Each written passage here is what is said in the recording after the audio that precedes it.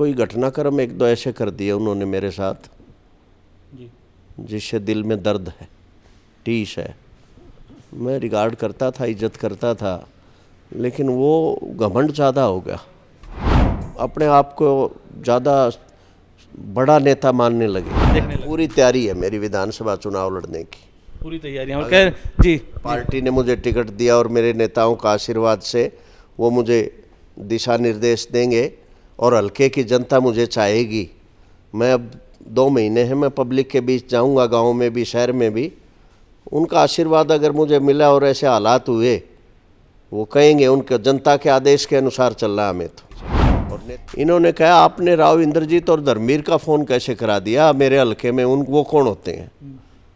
वहाँ से मुझे दर्द हुआ इस बात का कि यार मेरे नेता हैं, मेरे आदरणीय हैं, मेरे को राजनीतिक तौर पे आदरणीय धर्मवीर जी ने उंगली पकड़ के चलना सिखाया है, और उनकी कोई तौहीन करे तो वो मेरे लिए जो है ना नागवार है। मैं कुछ भी हो जाए, मैं मेरे नेताओं की इंसल्ट नहीं देख सकता। हांसी की राजनीति हमेशा से ही एक अलग तरीके से रहती है। लोकसभा चुनाव बिल्कुल अनुशासनात्मक ढंग से होने के बाद अब जब विधानसभा चुनाव की जो रेखा है वो बिल्कुल नज़दीक दिखाई दे रही है, उस वक्त एक बार फिर से हांसी की राजनीति में कुछ जो है हलचल पैदा हो गई है। नमस्कार, मेरा नाम है मुकेश माही, सिटी फर्स्ट न्यूज़ आप देख रहे हैं। जैसा हांसी और आसपास के क्षेत्र के लोगों को भी पता चल गया होगा कि हांसी में एक बड़ा एक आयोजन होने वाला है और जो बड़े बड़े जो चेहरे हैं भारतीय जनता पार्टी के, वो हांसी में आने वाले हैं। कौन लेकर आ रहा है, क्या आयोजन होने वाला है, इन सब की पूरी जानकारी के लिए हम आज पहुंचे हैं कृष्ण चेयरमैन जी के पास। कृष्ण जी नमस्कार। नमस्कार जी। जैसा मैंने कहा कि सबसे पहले केसी फार्म पे पहुंचने पर आपका हार्दिक स्वागत है, और सिटी न्यूज़ फर्स्ट के सभी दर्शकों को और आपको मैं राम राम करता हूं। जी, आज तो आपने सिर्फ हमारे से राम राम किए जी। सुना है कि जो 7 तारीख की जो राम राम है वो एक बड़े स्तर के लोगों से होने वाली है, वो किस प्रकार का क्या आयोजन है?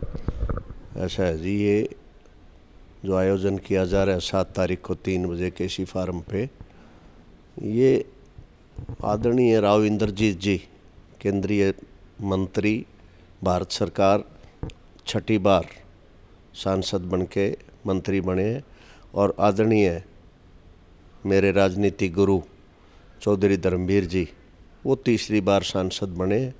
तो हमारे डिस्ट्रिक्ट हिसार और हांसी में दोनों नेताओं के चाहने वाले, प्रशंसक, वर्कर लगा लो, उनके साथी मित्र लगा लो, वो बहुत है भारी संख्या में। काफ़ी दिनों से उनकी डिमांड थी, मेरे को कहते रहे कि जी नेताओं को बुलाओ, हम उनका अभिनंदन करना चाहते हैं, उनका स्वागत करना चाहते हैं, हमारे दिल में एक बहुत बड़ी खुशी है, उसका इजहार करना चाहते हैं। तो मेन आयोजन का कारण तो ये है। तो कल का जो आयोजन है इसमें कौन कौन से जो बड़े चेहरे, तो आपने बता दिया, और भी काफ़ी लोगों को आपने न्योता दिया होगा। हाँ, न्योता दिया है मैंने। आदरणीय दोनों नेता तो हमारे आएंगे ही आएंगे, और बनवारी लाल जी हैं हमारे जन स्वास्थ्य और लोक निर्माण मंत्री हरियाणा सरकार, बावल से MLA हैं, वर्तमान में हरियाणा सरकार में मंत्री हैं। और आदरणीय ओम प्रकाश जी विधायक नारनौल से प्रेजेंट में है, एक्स मिनिस्टर रहे हैं हरियाणा सरकार में, वो भी कल आ रहे हैं दोनों। और बाकी जो नेता हैं वो रात तक पता लग पाएगी सारी क्लियर भाई कौन कौन आएंगे। और हमारे स्थानीय सारे साथी नेतागण, जितने भी हमारे स्थानीय भारतीय जनता पार्टी से जुड़े हुए जितने नेता हैं, वर्कर हैं, वो सभी इस आयोजन में शरीक होंगे। बाहर के जो आपने MLA गिनाए, हांसी के MLA विधायक विनोद भेड़ा को भी आपने इनविटेशन दिया है? ना, उनसे प्यार ज़्यादा है मेरे साथ वो प्यार ज़्यादा करते हैं, इसलिए जो जानकार जो लोग हैं वो ये मानते थे कि जो विधायक विनोद भेड़ा और कृष्ण चेयरमैन का आपस में बड़ा एक प्रेम है, बड़े गहरे दोस्त भी रहे हैं, ऐसा भी, लेकिन आज आप कह रहे हैं कि आप उनको न्योता ही नहीं दे रहे। नहीं, कोई घटनाक्रम एक दो ऐसे कर दिए उन्होंने मेरे साथ जिससे दिल में दर्द है, टीस है। मैं रिगार्ड करता था, इज्जत करता था, लेकिन वो घमंड ज़्यादा हो गया, और घमंड आदमी का अच्छा नहीं होता राजनीतिक आदमी। क्या वजह रही होगी घमंड की? नहीं, वजह कुछ नहीं, वो अपने आप को ज़्यादा बड़ा नेता मानने लगे। मेन कारण तो एक ये रहा कि मैंने मेरे दोनों नेताओं को कह के, मेरे पास ठेकेदार आए थे जन स्वास्थ्य विभाग के, मैंने आदरणीय राव इंद्रजीत जी को कहा और धर्मवीर जी को कि जी आप बनवारी लाल जी को कहो एक बड़ी ऐसा कोई अधिकारी हांसी में डेप्यूट लगा दें, ट्रांसफ़र कर दें, ताकि हमारे यहाँ जन स्वास्थ्य विभाग में पीने के पानी की और पानी के निकासी की बड़ी समस्या है, यहाँ कोई संभाल नहीं पा रहा। और ठेकेदारों की डिमांड थी जी ये ट्रांसफ़र करवाओ, जो वर्तमान में जो है कोई अच्छा अफसर लेके आओ, यहाँ कोई आना ही नहीं चाहता। उन्होंने, मैंने कहा भाई भ्याणा साहब का नोट लेके आओ आप, मंत्री जी ने मांगा है, बनवारी लाल जी ने, उनको नोट देना पड़ेगा। और ऊपर से दोनों नेताओं ने फ़ोन कर दिए हैं, ट्रांसफ़र हो जाएगी। उनका एक चाहने वाला ठेकेदार था चानत गांव का, वो ले आया, नोट ले आया, ट्रांसफ़र नोट भ्याणा साहब का, वो हमने बनवारी लाल जी को दे दिया। उन्होंने ऑर्डर कर दिए। 3 महीने तक वो अधिकारी यहाँ काम किया, बड़ी भागा दौड़ करके बेचारे ने एफर्ट्स किए, लेकिन इनको ये टीस होगी कि भाई ये तो जो है ना ट्रांसफ़र ऑर्डर कृष्ण चेयरमैन करवा के ले आया है। मैंने इनसे रिक्वेस्ट करी, माँ भ्याणा साहब मैं सॉरी फील करता हूँ, कोई गलती होगी हो तो, और आप इससे काम लो, अच्छा अधिकारी है, कोई गलत नहीं है, और एक बार इसको मौका दो काम करने का। मुझे कुछ नहीं लेना देना, मेरा कोई वो, आप विधायक हैं, आप पर्सनली आपका कोई उसमें कुछ भी स्वार्थ नहीं था, इंटरेस्ट नहीं था किसी किस्म का। इन्होंने कहा आपने राव इंद्रजीत और धर्मवीर का फ़ोन कैसे करा दिया मेरे हल्के में, वो कौन होते हैं? वहाँ से मुझे दर्द हुआ इस बात का कि यार मेरे नेता हैं, मेरे आदरणीय हैं, मेरे को राजनीतिक तौर पे आदरणीय धर्मवीर जी ने उंगली पकड़ के चलना सिखाया है, और उनकी कोई तौहीन करे तो वो मेरे लिए जो है ना नागवार है। मैं कुछ भी हो जाए, मैं मेरे नेताओं की इंसल्ट नहीं देख सकता। यानी कि इस बात के बाद जो है वो जो आपस की जो प्रेम था वो कहीं ना कहीं दूरियों में जो है तब्दील हो गया ना। प्रेम तो इन्होंने कभी किया ही नहीं, प्रेम तो इनके खून में ही नहीं है। जितने साथी, सच्चाई बताऊं मैं, आप भी वाकिफ़ होंगे, जितने भी सच्चे साथी इनको शुरुआत में राजनीति में लेके आने वाले थे, ये तो नारनौंद हल्के से बिलोंग करते हैं, हांसी में कोई वो नहीं था, लेकिन हमारा एक ग्रुप था सच्चे साथियों का जिन्होंने इनका साथ दिया। उन सभी के साथ इन्होंने धोखा किया। कुछ चेहरे बता सकते हैं कौन कौन थे उस ग्रुप में? नहीं, मैं उस बात को डिस्क्लोज नहीं करना चाहूँगा, बहुत लंबी बात हो जाएगी, बहुत पुरानी बात है, सारे शहर को पता है भाई इंसान की कार्यशैली कैसी है, सामाजिक तौर पे बर्तावा कैसा है, सभी को पता है। जो राजनीति के जो आपके जो पुराने जानकार हैं उनसे मैंने जब कुछ जानना चाहा तो उन्होंने कहा कि जो कृष्ण चेयरमैन के हाथ में तो बहुत पहले ही विधायकी की टिकट आ चुकी थी, सच है ये बात? ये बात सच है। सन 2000 में जो थी ना, कांग्रेस की टिकट चौधरी वीरेंद्र सिंह के खाते में थी। खाते बने हुए हैं कांग्रेस में, सीनियर लीडर थे और धर्मवीर जी भी उनके काफ़ी करीब थे। दोनों नेताओं ने मुझे कहा कि जी आप चुनाव लड़ो बेटे, आप इलेक्शन लड़ो, नेशनल पार्टी है कांग्रेस, चुनाव लड़ो, इससे टिकट आपको हम देंगे। मैंने कहा जी विनोद भ्याणा मेरे दोस्त हैं, बहुत अच्छे साथी हैं मेरे, आप इनको दे दो, मेरी और इनमें कोई फ़र्क नहीं है। उससे पहले विधायक जो विनोद भ्याणा, इन्होंने कोई चुनाव नहीं लड़ा था विधायकी का? नहीं, कोई चुनाव नहीं लड़ा था। यानी कि वो जो टिकट है वो आपके हिस्से में आ रही थी और आपने कहा कि वो विधायक विनोद भ्याणा जी को दे दीजिए। हाँ, मेरे हिस्से में चौधरी वीरेंद्र सिंह जी ने क्लियर कह दिया था कि टिकट मेरे पास है 80 की और आपको मिल जाएगी, आप चुनाव लड़ो। मैंने धक्के से उनको प्रेशराइज करके दोनों नेताओं को टिकट इनको दिलवाई थी। अब आज ये इस बात को मानने ना माने, मंदिर में नेम कर दें, आसुलाद के धनी वो, हाँ आसुलाद का धनी मैं हूँ, हल्के की जनता को पता लग जाएगा शुरुआत कहाँ से हुई थी, कैसे हुई थी। तो आप अपने उस फैसले के ऊपर कहीं मलाल होता है कि जो विधायक की टिकट आपके पास आनी थी वो अगर आप अपने पास रख ही लेते तो आज जो कहानी कुछ और होती? मलाल होता है कहीं ना कहीं उस फैसले पे? ना, ऐसा कोई मलाल नहीं है। भाग्य में लिखी होती हैं कुछ चीज़ें, मुकद्दर में। हो सकता है मेरे मुकद्दर में नहीं लिखी हुई थी, मेरे से गलती हुई है, उसका कोई मलाल नहीं है। आप नांगल चौधरी में भी आपने जो है कि आपने धर्मवीर जी को अपना जो राजनीतिक गुरु कहा और उनके आप जो चुनाव को भी आप लगातार काफ़ी लंबे समय से आप संभालते आए हैं, वहाँ जो लगातार जीत भी जो है जहाँ आप जाते हैं वहाँ होती रहती है। तो पार्टी इस चीज़ को भी मद्देनज़र रखते हुए भाजपा ने भी आपको कभी कहा हो कि आप कर लीजिए चुनाव की तैयारी, क्योंकि विधानसभा चुनाव है वो भी नज़दीक है? नहीं, मैं राजनीति करता हूँ आदरणीय धर्मवीर जी और राव इंद्रजीत जी की, मैं व्यक्ति विशेष की राजनीति करता हूँ, दोनों की मैं कोई शंका नहीं करूँगा इस बात में। वो आदेश करते हैं, ड्यूटी लगाते हैं, हम बखूबी उन पे खरा उतरते हैं। और आगे भी उतरेंगे ता जिंदगी, जब तक जिंदा रहेंगे भगवान ने जो हमें दिन दिए हैं ज़िंदगी के आगे के। तो 3 चुनाव लोकसभा के नांगल चौधरी में ऑफिस इंचार्ज रहा हूँ हमेशा। तीनों चुनाव नांगल चौधरी विधानसभा से धर्मवीर जी के मैंने संभाले हैं। लोकसभा चुनाव जब हुए और सोना से जब लड़े तो मैं तावड़ू में ऑफिस इंचार्ज था, मेरे साथी मेरे साथ थे, हमारी टीम थी। मैं अकेला इस बात का श्रेय ले हूँ, हमारी एक टीम वर्क थी। हम बखूबी जो है ना बहुत अच्छे से चुनाव लड़के आए और जीत के आए। लेकिन जो पहले जो चुनाव थे वो अलग परिस्थितियां थी और इस बार जो है भारतीय जनता पार्टी के अनुकूल नहीं थी हवा, उसके बावजूद जो है धर्मवीर जी वहाँ से चुनाव जीते। कहीं ना कहीं जो पूरी टीम है उसकी मेहनत ने भी जो अपना जो रंग दिखाई है। धर्मवीर जी एक सच्चे इंसान हैं। कोई किसी बिरादरी का 36 बिरादरी की राजनीति करते हैं, उनके पास चाहे बच्चा चला जाए, चाहे बूढ़ा, चाहे बड़ा चला जाए, चाहे छोटा चला जाए, 24 घंटे उनके दरवाजे खुले हैं। आप मोबाइल नंबर ले लें, उनका फ़ोन करें। अगर एक टाइम बिजी होंगे, फ़ोन अटेंड ना होगा तो बाद में उनका खुद का फ़ोन आएगा। पूरा दिन सभी वर्कर्स के फ़ोन खुद अटेंड करते हैं।